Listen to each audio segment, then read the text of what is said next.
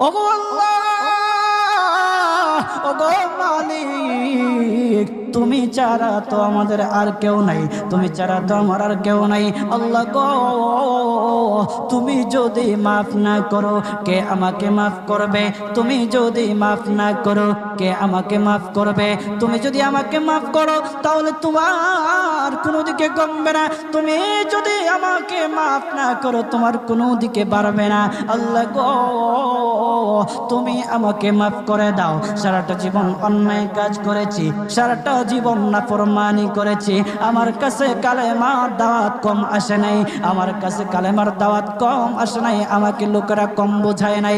ওগো আল্লাহ, তুমি আমাকে মাফ করে দাও। মাফ না করলে কোথায় যাব, কার কাছে যাব? বাবা যখন মারে তখন মার কাছে আশ্রয় নেওয়া যায়, মা যখন প্রহার করে তখন বাবার কাছে